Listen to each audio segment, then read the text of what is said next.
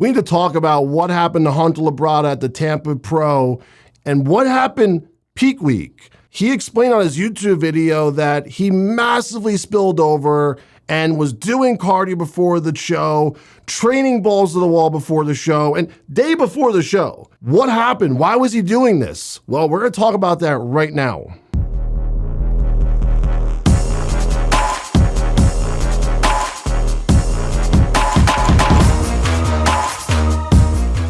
Guys, don't forget to check out oldschoolabs.com for one of the best products on the market right now called Natty. You guys don't have to use that juicy juice. You don't have to take all those side effects in the face. Use Natty. No side effects, no suppression. Your natural testosterone is fine. You don't need a PCT. Oldschoolabs.com and use code NICKBS to save. All right, so Hunter Labrada, yes, he walked away with the Tampa Pro win, the Olympia qualification. All that's great. But what happened peak week? Why was he not 100% on stage? Why was he still filmy? Why was he still watery when he looked so dry and amazing the week before the show? Well, he explains during the peak week that they were only eating proteins and fats for 36 hours before stage time. No carbs going into the show. Now, some people probably really don't understand what happened here, but I'm going to explain to you guys what happened. It looks like him and his coach, Ben Chow, decided to do a front load. Now, with big bodybuilders, this is very common. I used to do this for myself as well, where the beginning of peak week, instead of backloading the carbs, which means putting the carbs in your body right before the show, then getting on stage, they take in a super high amount of carbs the beginning of the week, the front load, right? And they carb you up for like 2-3 days right before the show, with just enough time to dry you out going into the show. In theory, that's what you're trying to do, okay? It's more complicated than that, but that's what Ben and Hunter wanted to do. Well, it looks like Ben carved up Hunter so bad that he really spilled over. You're supposed to spill over a little bit and then clean it up and dry out right before the show you get on stage. But it looks like Hunter spilled over so bad that he peaked on like Tuesday or Wednesday before the show. That means disaster. You know, Thursday, Friday came along. Friday, we were a little too full and, ended up not eating any carbs for 36 hours before stage, believe it or not.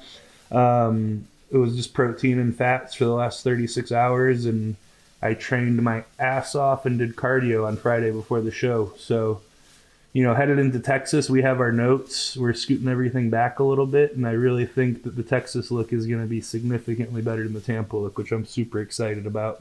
And that means, like Hunter said, they were only eating protein and fats right before the stage because they had to clean up all of the water retention that Hunter was holding from this really bad idea that Ben had. Now, I don't know if Ben tested this. I don't know if Ben ever did this before, but it sounds like he didn't to me. And this does work in most situations if you test run it and you're comfortable doing it. When you have a lot of muscle, you're a 240 pound, 50 pound, 30 pound bodybuilder, it's very hard to peak your body carbing up going into a show, balancing water, balancing cortisol.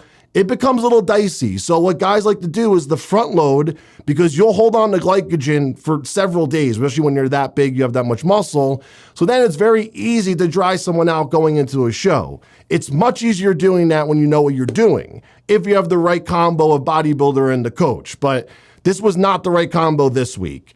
And Hunter was also training balls to the wall and freaking doing cardio balls to the wall the day before the show and the entire week going into the show. So the reason I think they were doing that was to try to clean up the mess that Ben caused on Hunter's physique, which in theory, it sounds like it makes sense. Like, oh, do cardio, pull the water off, train. Yeah, squeeze and contract, use those carbs, dry out. And when you try to take science versus bro science, it doesn't work because you cannot, I repeat, you cannot heal your central nervous system from food or with drugs. It doesn't work. The only way to heal your central nervous system is rest and taking your time recovering. So time and rest are the only things that recover your central nervous system to allow cortisol to lower in the body. So by him training, thinking that this is going to clean up the mess that they caused,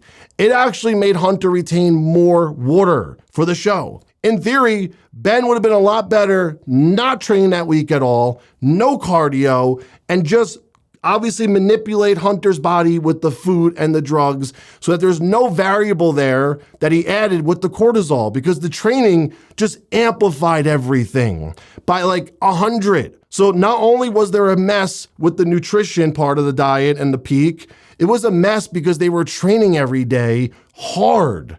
Like, in theory, yeah, sure, to the basic person that doesn't know what they're doing when it comes to bodybuilding, yeah, train going into a show. That's a great idea. No, you have to taper off the training going into the show. You should never be training balls to the wall before a show the week of. Like, especially if you know your athlete's body.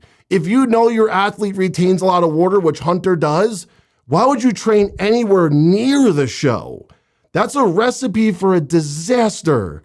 And luckily, Hunter's genetics are so goddamn superior, he ended up winning that show and looking halfway decent and looking his best ever, I have to say. And I commended him. I said this was the best Hunter ever, but there is still something wrong with that peak.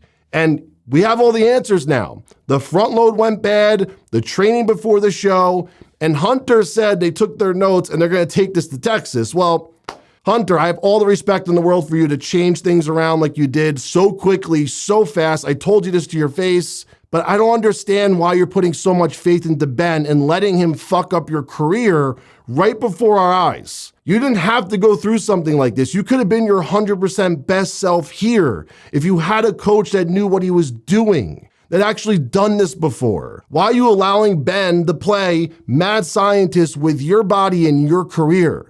You're going to look back one day and regret this for allowing someone to do this to you. I don't understand why these coaches think they can figure this out at the exact time it happens. You have to have years of experience to do things like this. You have to have decades of experience, hundreds, if not thousands of clients to test run these things on. You don't get your first client and test run these things with them and hope to God that it works. If this wasn't Hunter Labrada's genetics on the table, this guy would have looked 20 weeks out. Just saying, he would have. And Hunter is so goddamn lucky he has superior genetics, because if this wasn't, Hunter would have fired him and been like, oh my God, you just ruined my bodybuilding career. And unfortunately, Hunter doesn't see that because his genetics are so good, it puts up with a lot of the BS that Ben throws at him. So I'm worried about Texas for Hunter, because Andrew's going to come in there stomping everyone because he's working with Aceto. We saw what they did together already in a very short period of time. He has Chris Psycho training him in the gym. Freaking Andrew's going to be bigger and badder than ever. And if Andrew wins the Texas Pro over Hunter, you know this is going to destroy Hunter's confidence that he just built up at the Tampa Pro, especially after knowing what they did for that peak week. We'll see what happens.